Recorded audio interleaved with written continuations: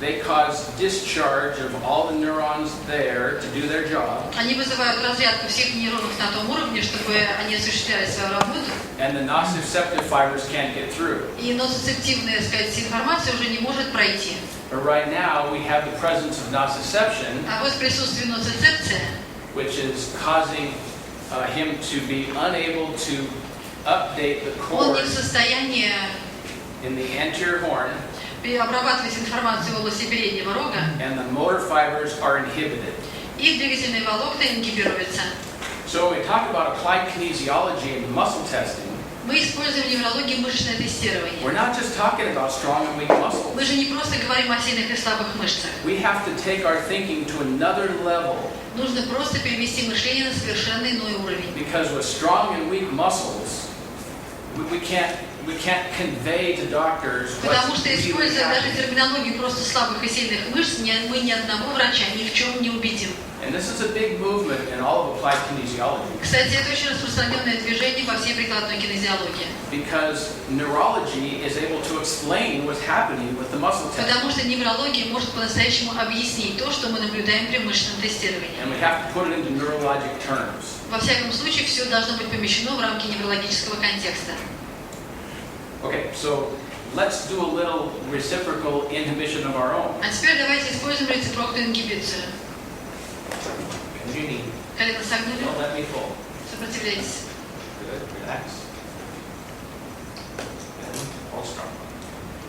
Good. Should that happen? Должно это было быть? Why? Почему нет? Потому что ингибируется брюшко мышцы. If let's say the left one gets strong, the right one should be inhibited. No. Нет, не кто-то сказал. Людмила, вы что вы сказали? Еще раз. Когда активизируется сухожильный аппарат больше агониста, антагонист ингибируется. When agonist and Golgi tendon organs get into play, then the antagonist should get weak. Correct. Вот вы правы. Correct. When we facilitate the rectus femoris on the left, Когда мы фасилитируем прямую мышцу бедра слева, we should have inhibition of the hamstrings on должна the быть same side. ингибиция мышц задней поверхности бедра с той же стороны. What should happen to the hamstrings on the contralateral side? А тут смотрите, а что было с противоположной стороны? Vice versa. It should facilitate. Должна быть фасилитация. Then don't let me pull. Then don't let me pull. Is that correct? No. No, that's not correct. Это тоже неправильно. Think about it here. Теперь думайте об Who этом. did I lose? Who got lost? Ну, кто заблудился уже, кто не следует объяснению? Tell me, because there's a good explanation if you are. Ну, давайте, если потерялись, поднимайте руки, потому что я знаю, как объяснить ваше Thank you. Thank you. замешательство. Спасибо, хоть один. The reason I talked about the importance of origin and insertion Я вообще зачем завел речь о начальных и конечных прикреплениях? is so that you can understand this more clearly. Чтобы вы более ясно представили себе всю картину. When he uses his quadriceps here, Когда он использует с этой стороны четырехглавую мышцу, and I'm talking about the rectus femoris но aspect, я говорю о прямой мышце бедра в данном случае. bend your knee. Колено согнули. There you go. What just happened? He caused the rectus femoris to do its job, right?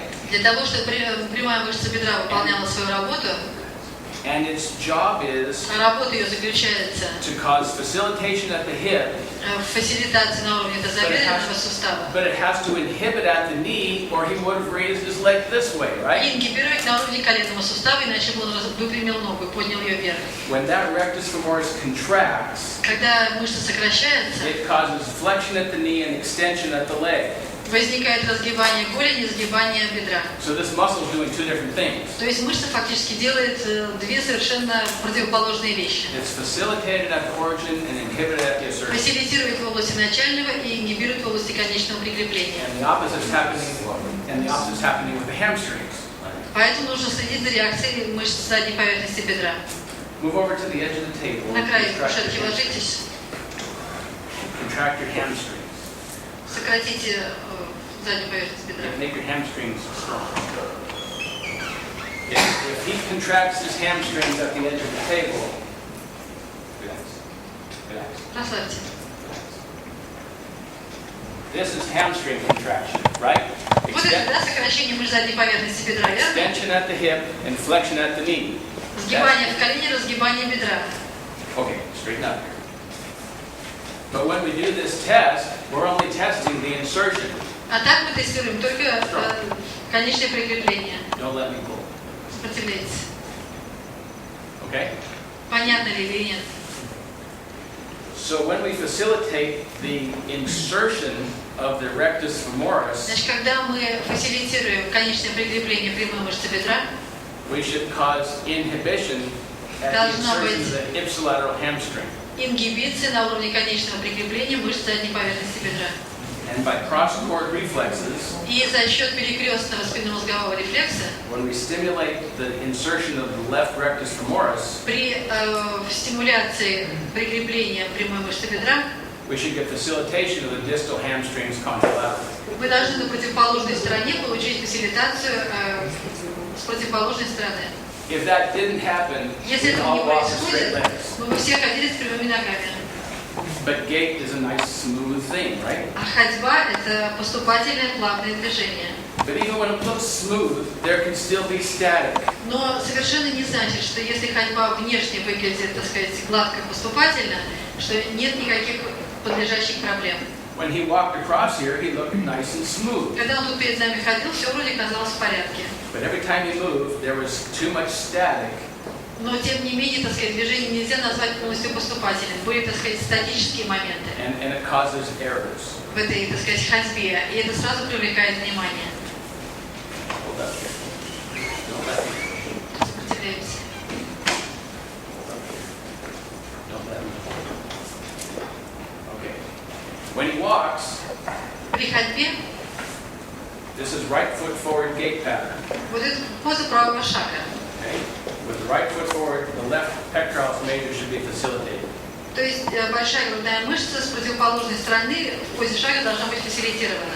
So if we stimulate the right rectus femoris, Если стимулировать правую прямую which мышцу, facilitates, let's see what happens.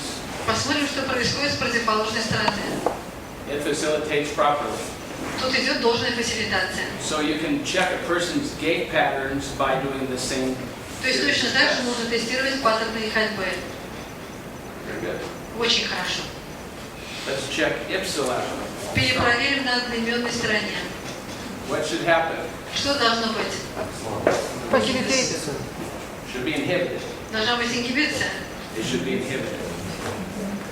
Ipsilaterally, when we stimulate the right leg, that is rectus femoris, Значит, когда мы стимулируем прямую мышцу с одной стороны, that's as if his leg's coming forward. то есть как будто бы нога выдвигается вперед, выносится вперед для шага. When the right leg comes forward, the left arm should go back. Рука должна уходить назад. I'm sorry, the right arm. Thank you. Okay, everybody with me? Все следите за тем, что я говорю, или потерялись? Anybody not with me? Ну, кто-то заблудился по дороге, потерялся? Okay. So I want to talk about another reflex. Теперь давайте перейдем к другому рефлексу. If you step on a nail, Если наступаешь на гвоздь, what's the first thing you're going to do? первое, что делаешь? What's the first thing you're going to Первое. do? You're going to pull your foot off the nail. Естественно, отдергиваешь ногу от гвоздя. And pulling the foot off the nail causes facilitation of the ipsilateral rectus femoris at its origin. А это требует фасилитации прямой Should мышцы cause бедра inhibition at its insertion. в области начального прикрепления, соответственно, ингибиция в области конечного. And the opposite should occur in the ipsilateral hamstring. То же самое, кажется, обратно должно происходить с мышцами задней поверхности бедра на одноименной стороне. It should be inhibited at its origin and facilitated at its insertion. Должна быть ингибиция в зоне начального прикрепления и фасилитация в области конечного. Okay? Так ли? So, by stroking the sole of the foot with a sharp object, Значит, берете острый предмет и проводите им по стопе. we can mimic him stepping on a nail. Значит, это имитирует ситуацию, когда человек наступает на гвоздь. Hold up, don't let me push, knee straight. Прямое колено, сопротивляемся. Bend your knee, don't let me pull. Should that happen? Должно так быть?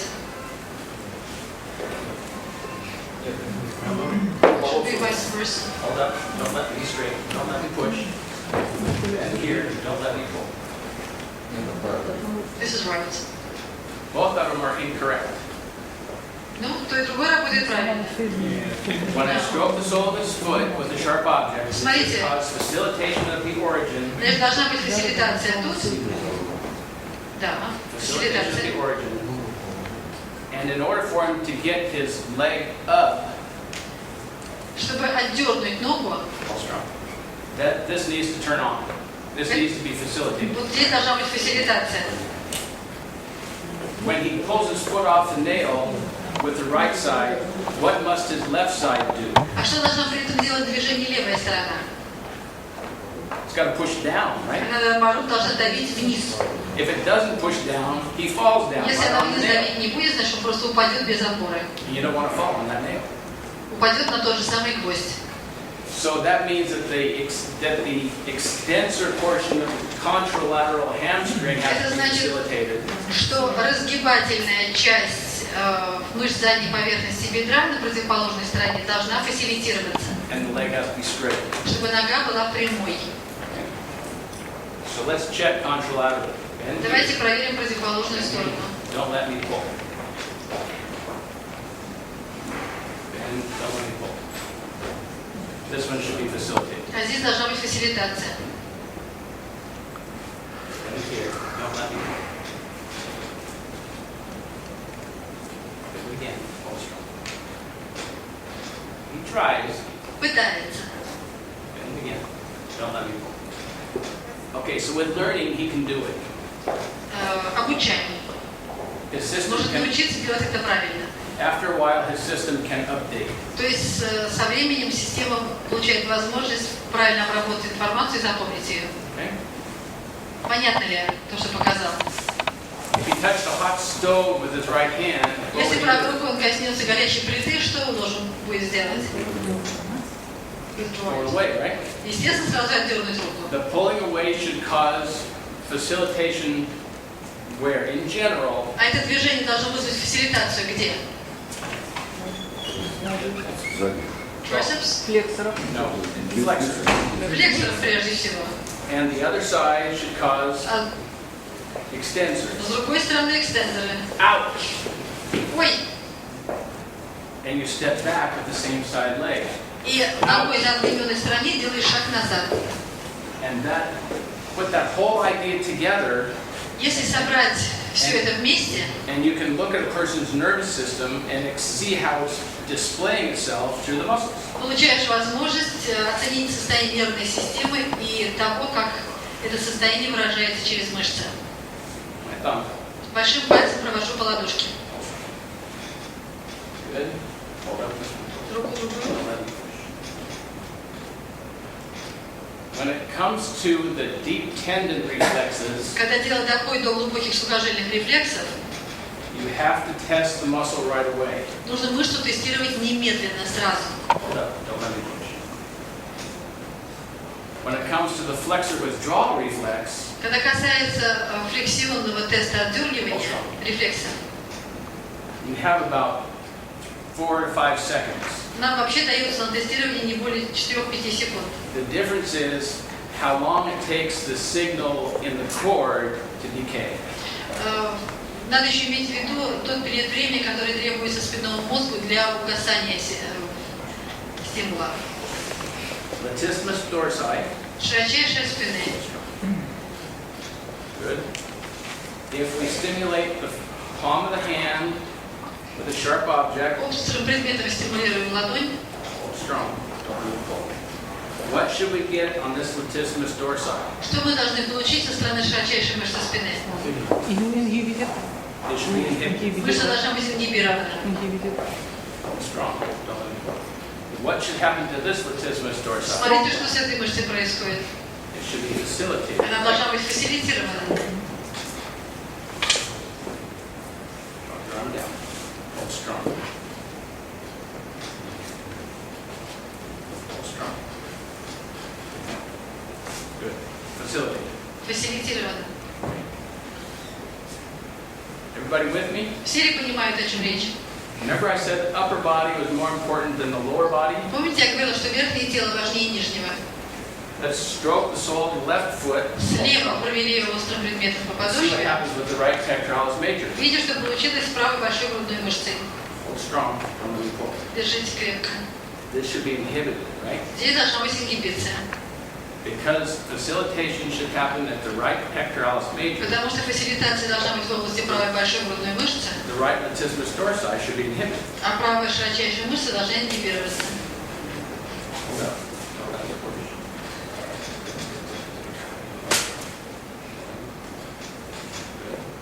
So that was proper. Здесь все так.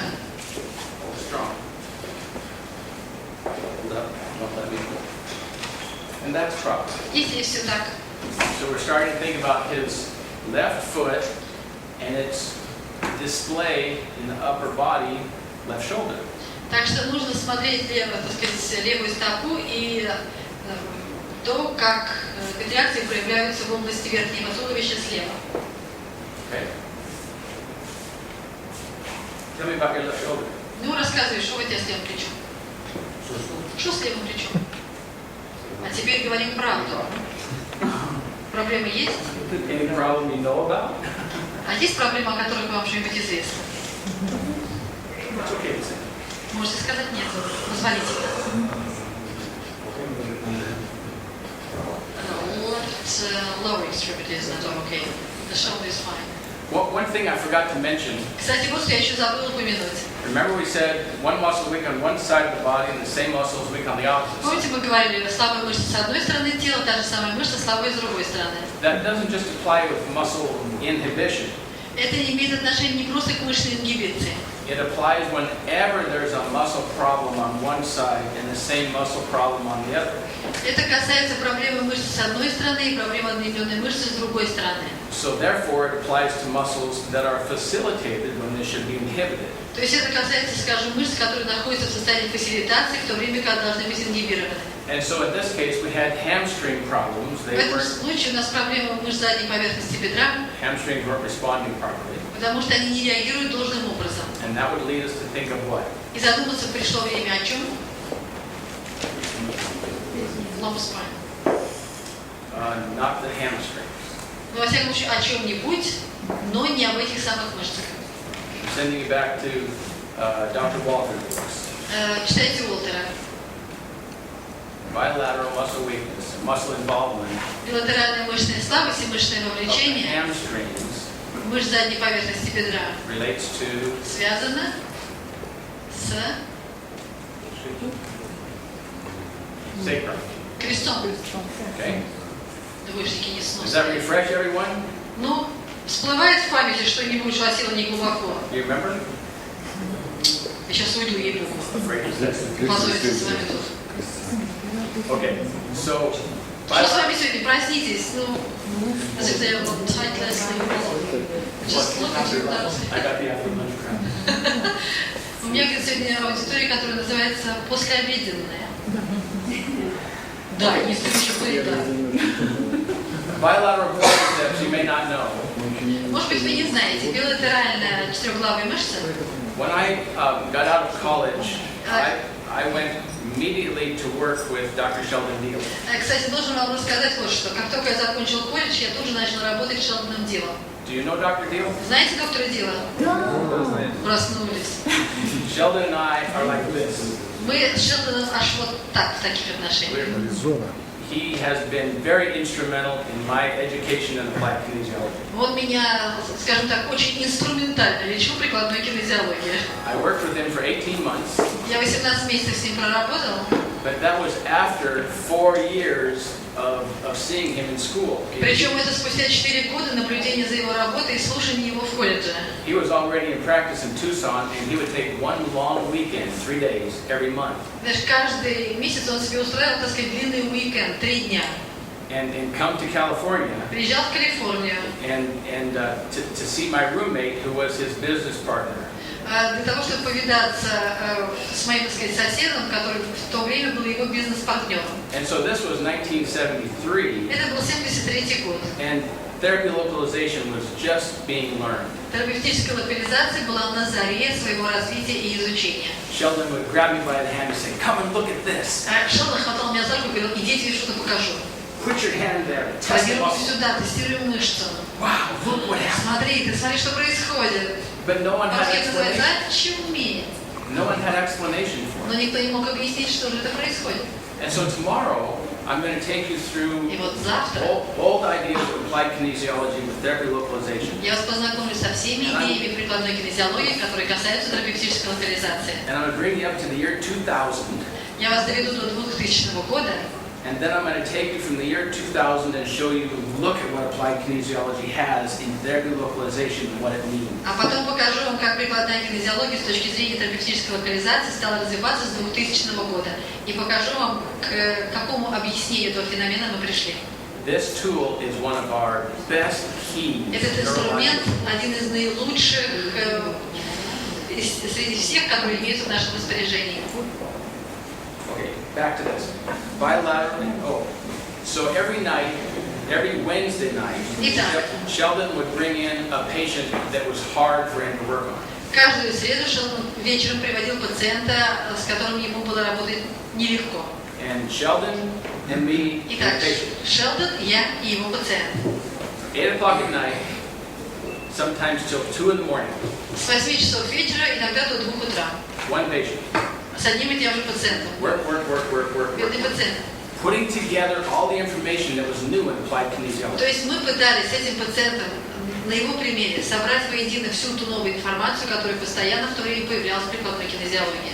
And this helped me because И это мне очень помогло, as a neophyte in applied kinesiology, потому что я был новичком в прикладной кинезиологии, wanting to be a diplomate, а мне хотелось со временем стать дипломатом. I had to go through 300 hours of study with a diplomate. Мне нужно было 300 часов наслушать лекции дипломата. They said that should take 2 years.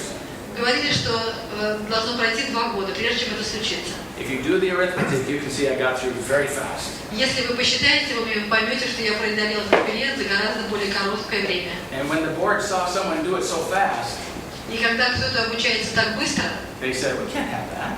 обычно потом комиссия говорит, нет, ну такого просто быть не может по определению. And so now there's a time period of studying applied И kinesiology, поэтому not just hours. сейчас прикладной кинезиологии они обозначают не просто количество часов, которые вы должны прослушать, но определяют тот период времени, на который это количество часов должно быть растянуто. I think it's 2 years. Мне кажется, 2 года этот период. I'm sorry to do that to you. Мне жаль, но вас это тоже касается. So they made the Allen principle, that shall not happen again. То есть они решили, что вот этот феномен Аллена больше не должен повториться. Bilateral weakness could be caused by fixation. Correct. Правильно. Correct. And so, I'm a long way around. Я хотела об этом говорить, просто вы меня торопите. And so at these Wednesday night sessions, sometimes we didn't know what these muscle tests meant. И, честно говоря, вот в эти собрания по средам мы вообще не понимали, что же означает сам мышечный тест. And so sometimes, and so often, Sheldon would say, "Michael, take this patient and go work on him." И порой Шелдон мне просто говорил, Майкл, забирай этого пациента и иди с ним работай. And he gave me his tough patients. Самых вот таких сложных пациентов он имел обыкновение отдавать мне. So I'd work and work and work. Я работала. And when I found something I didn't understand, И когда я доходила до чего я не понимал, I would interrupt him with a patient and say, "Sheldon, I found this and this and this. What should I do next?" я прерывала его работу с другим пациентом и говорила, Шелдон, я обнаружила вот это и вот это, что мне теперь делать дальше? He said, "Check these areas." Он говорил, проверь вот это. And so I would go there and see what I Я found. возвращался и тестировал то, что он мне велел. But this gave me a vast area to study applied kinesiology on Мне my own. это дало прекрасные возможности самостоятельно изучать прикладную кинезиологию. And I found some very exciting things. I'll share with И you я right now. обязательно поделюсь вас тем, до чего я дошел в результате этих собственных исследований. Okay, number 1, Первое. bilateral rectus femoris Билатеральная прямая мышца. relates to cervical 3, 4, and 5. Это шейные позвонки 3, 4, 5. The fixation. at that. Фиксация на этом уровне. Руки сюда кладите. Hold strong. Сопротивляйтесь.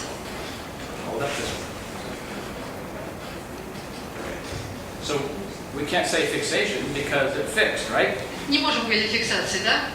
A fixation that would continue to be weak, right? То есть фиксация должна сохранять слабость, верно? Keep them there. Stay there. Держите руки. Hold strong. So that previously inhibited muscle now is facilitated. Предварительно ингибированная мышца сейчас фасилитирована. So we can say that there's subluxation in the cervical spine, Значит, можно подозревать сублюксацию шейного отдела, but it's not a fixation. но не фиксацию уж никак. Okay? Верно ли? Да. Right? Okay. Turn over on yourself. На живот.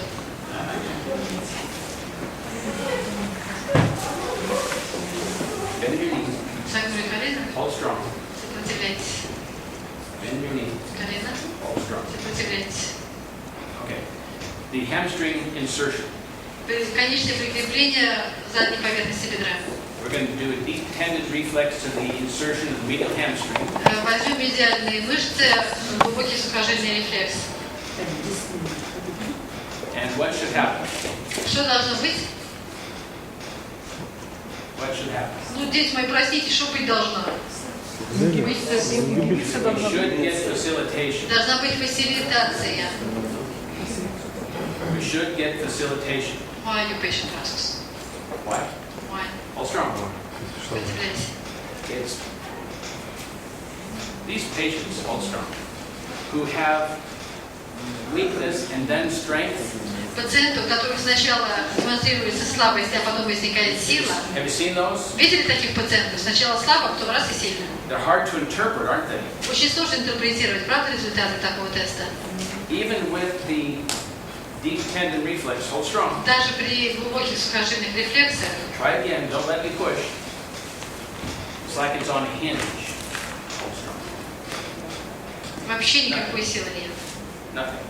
Нормально. That should be strong. А мышцы должны быть сильными. So the bilateral hamstrings, we already said, was a sacrum, right? Мы говорили, что билатеральная слабость мышц задней поверхности бедра – это крестец, верно? Right? Okay. So we could go through and look at the sacrum and see what's there. Мы, конечно, могли бы обратиться к крестцу, посмотреть, что там с ним происходит. На спину. I want to show you another one of the foreign muscle tests that I was able to write about in 1978. Но мне хочется вернуться к 1978 году, показать вам, что я наблюдал с мышечными тестами. Don't let me pull. Here's a sartorius. Это партняжная. Down. Колено ниже, ниже колено. Don't let me pull. Bilateral sartorius. Билатеральная партняжная мышца. By the way, is that a flexor or an extensor? Kстати, партняжная флексор или экстензор? Flexor. Turn your head to the left. Голову влево повернули. What would we expect on the right side? Что можно ожидать справа сейчас? Facilitation. Hold strong. Turn your head the other way. В другую сторону голову. Don't let me pull. Okay, good. We would expect facilitation in most cases. В обоих случаях следовало бы ожидать фасилитации. This bilateral inhibition А здесь билатеральная ингибиция. suggests TMJ. Это возможное поражение височно-нижнечелюстных суставов. So this elder patient was on my table Итак, пациент пожилой, у меня на кушетке. 1978. 78 год. And I could not get her lower extremities to facilitate no matter what I did. И что бы я ни делал, я не мог достичь фасилитации мышц нижней конечности. And finally, I gave in to the patient. И вдруг, так сказать, я нашел подход. While I'm doing all my tests, she keeps saying, my jaw is so sore, fix my jaw, it hurts. Я работала с телом, она мне говорила: Господи, меня так болят височно-нижнечелюстные суставы, можете для них что-то сделать? And I'm thinking, if you'll just leave me alone, I'll get to your jaw. Я про себя думал, если ты сейчас оставишь меня в покое со своими суставами, когда-нибудь я им обязательно займусь. I couldn't take it anymore. Она просто меня извела этими суставами височно-нижнечелюстными. Put on a finger cut Взял, ну, напальчник. and fixed her external pterygoid with muscle spindle technique on each side. Поработал с той и с другой стороны с крыловидными мышцами, используя технику немышечных веретен. And I came back to the hamstrings and it Вернулся was к мышцам. strong as a rock. Они были такие сильные, мышцы задней поверхности бедра, как скала. And you have to understand, we didn't understand that at that time, so I thought, what did I do? И мы тогда совершенно не понимали того, о чем я сейчас рассказываю. Я спросил себя: Господи, что я наделал-то? So I went to Sheldon and I said, this is what I did, and this is where was Я the пошел к response. Шелдону, говорил и сказал: ну знаешь, я делал вот это и вот это. What do you think? He said, I never saw that. Что, по-твоему, произошло? Он говорит: не знаю, никогда ничего похожего не видел. So now we know that a bilateral sartorius is related to TMJ. А сегодня мы знаем, что билатерально сарториус – это височно-нижнечелюстные суставы. It also is related to the adrenal glands, Связь с надпочечниками. and people who have a lot of stress Люди, grind their находящиеся teeth, в стрессе, сжимают зубы. right? Верно? And so if a person comes in with bruxing now or has Если jaw problems, of various пациент kinds, приходит с проблемами нижней челюсти или с бруксизмом, always relate their bilateral sartorius. обязательно to посмотрите the TMJ. билатерально парняжную мышцу, потому что она связана с височно-нижнечелюстным суставом. So let's check him for a left TMJ involvement by therapy localizing the neurolymphatic for the external pterygoid according to Beardall. А теперь давайте посмотрим терапевтическую локализацию в области нейролимфатической точки наружной крыловидной. Don't let me pull. Сопротивляемся. Hold strong. А? Left side. You said external pterygoid. External pterygoid. Наружная крыловидная. Что не так? Нейролимфатический рефлекс. Rib 4 Четвертое ребро. next to the sternum Возле грудины. on either side. По обеим сторонам. Сереж, что не так? That's right here. Drop down. Don't let me pull. Okay. So we have facilitation. Так что есть фасилитация. Keep that. Держите руку на груди. Hold strong. Don't let me push. Hold up this one. Don't let me push. And we start to get proper orientation Вот now сейчас появляется правильная должная ориентация with the flexor jaw reflex. с флексионным этим рефлексом отдергивания. So I'm not telling you this will fix all the reflexes. I just wanted to piggyback on what Chris was saying. Мне просто хотелось этим демонстрационным примером вернуться к тому, о чем говорил Крис. That when you start to find the right problem, Когда начинаешь видеть проблему, things will start to line up. то есть когда начинаешь правильно смотреть на проблему, все начинает выстраиваться по линеечке. So with my patients, I go through an exam to find out what's happening with them first, То есть я and сначала, know right where I'm конечно, going to go for treatment. обследую пациента, чтобы понять, что на самом деле с ним происходит, прежде чем начать даже задумываться о построении какого-либо плана лечения. And other doctors call me a minimalist Меня многие называют минималистом, because I want to do as few things necessary to fix the most I can. потому что мне хочется сделать минимум для достижения максимального эффекта. One of the things we learned in our neurology class was to diagnose the one area of the whole nervous system Нас на курсе неврологии учили, как, так сказать, диагностировать одну зону из всей нервной системы. that one spot that could diagnose all the То problems есть нас учили найти одну ту единственную точку, которая поможет диагностировать все проблемы, treat that area и and see, потом to see the issues go away. полечить эту зону, и потом перепроверить, ушла ли та симптоматика, которая наблюдалась поначалу. So when I find a sacrum, I don't adjust the sacrum and look at the neck and adjust the neck and look at the elbow or the feet. I want to go through as much as I can То to есть find мне out as совсем much не as I can. хочется, хотя это возможно, найти проблему стопы, поработать со стопой, найти проблему там еще какую-то, поработать с другой зоной. Мне хочется найти ту ключевую зону, поработав с которой я могу достигнуть максимального результата. How's your right? Как правая челюсть? Any trouble? Ничего не беспокоит? No trouble with the right. То есть правый височно-нижнечелюстной в порядке. Thank you. Тогда спасибо. So, yeah, one short story. Спасибо. So this young boy, 6 years old, is on my table. 6-летний мальчишка у меня на кушетке. He left and he came back. He came back second visit. He's on the table again. Второй визит, он на кушетке передо мной. His mother says to me, "I want to talk to you." Его мама говорит: я хочу сначала с вами поговорить. So we go outside the room and she says to me, Мы выходим из кабинета, и она мне говорит. my son asks me, what you pull out of your pocket to stroke his foot. Сын меня спросил, что вы там вытащили из кармана, чтобы пощекотать его по стопе. Mommy, watch, he pulls something out of his pocket. Он маме сказал: мама, в следующий раз следи внимательно, он что-то вытаскивает из кармана. I said, no, just my Я сказал: thumb. ничего, большим пальцем. So the little kid thought I had something sharp that I pulled out. То есть ребенок подумал, что у меня в руке было что-то острое, вытащенное специально для этого случая из кармана, чтобы я его этим острым предметом провел по стопе. The object is to stroke the sole of the foot with a sharp object, not to hurt them, but make sure it's sharp.